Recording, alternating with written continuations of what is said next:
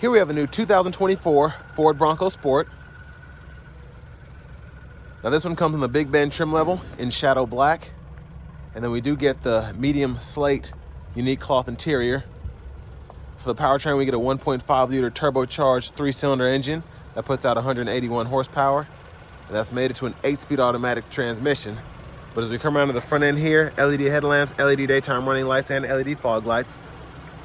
I love the baby Bronco's front fascia here. Definitely a nice look. And down here we get 17-inch aluminum wheels, passive keyless entry on the front doors, and then power door lock controls are here, power mirror controls, rear window lock. We do get blind spot monitors in those side mirrors, and then we have regular power windows on all 3 doors except the driver's side, which just has express down.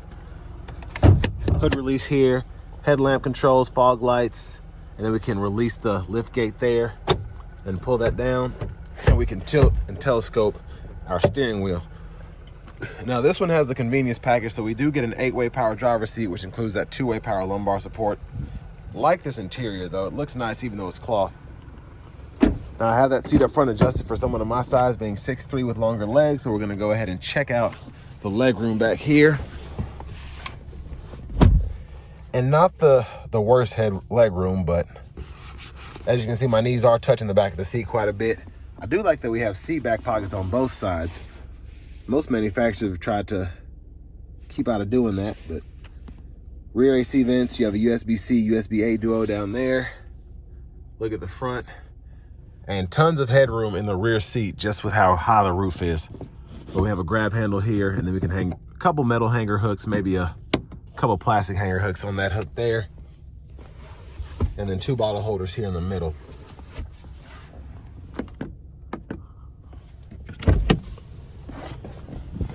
Let's go ahead and make our way towards the back.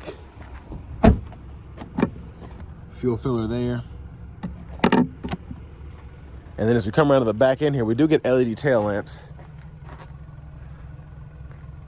But I believe it's mostly just the signature lights, so I think the actual brake lights and the reverse lights are still incandescent.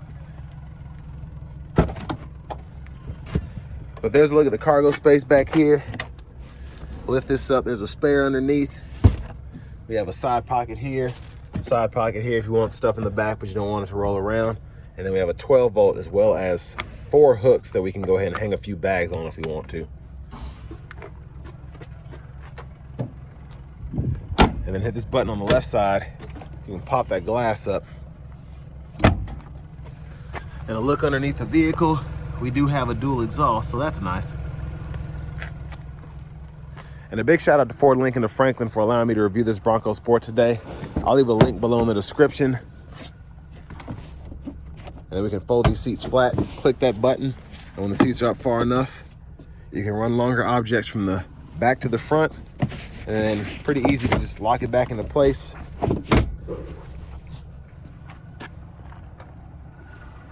And now to the window sticker here.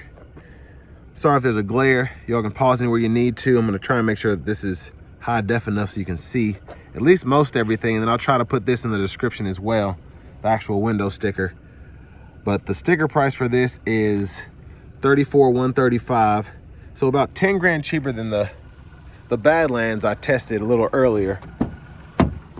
So we'll see how that holds up. There's a front passenger seat there, which is manual. You just have a manual seat back and manual seat bottom. Now going on the Badlands, I think that one was 21 city, 26 highway for the 2-liter turbo. And then for this 1.53, you get 21 city and, or no, 25 city, 29 highway. So a pretty big difference in terms of fuel economy. But as we come around to the front end here, since we hit that latch twice, take a quick look in here. Again, a 1.5 liter turbocharged 3-cylinder.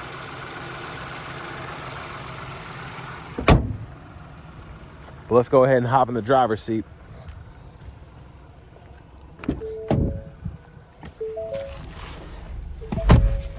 So nice leather wrap steering wheel here. I think that's leather. It might be ActiveX, but it feels like leather. There's a horn there. To the audio system here, pretty easy to use, pretty simple. Ford did a great job with this. We get AM, FM, XM radio, Bluetooth audio. We also have CarPlay, Android Auto. And then in our settings here, we can go ahead and fool with some of the different things we have available. So vehicle settings are here. Phone settings are here. That's how you can pair them. And then general settings in here, you can change your language or your units if you so choose.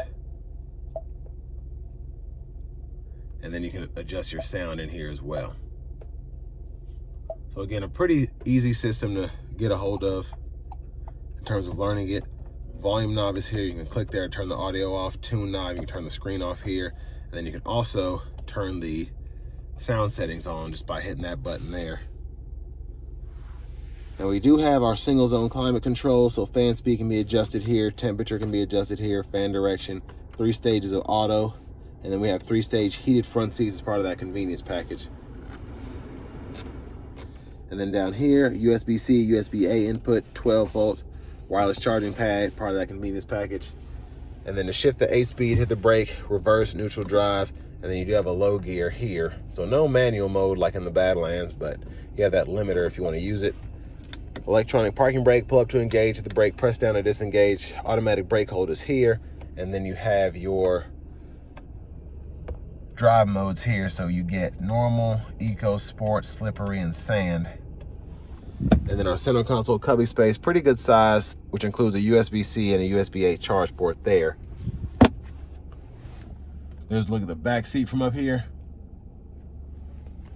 And then over here, we do have a sunglasses holder, premium LED dome lights, garage door transmitters there, vanity mirror, and then back over here, blinkers, high beams, we can toggle, flash, and the lane keeping system we can turn on or off there.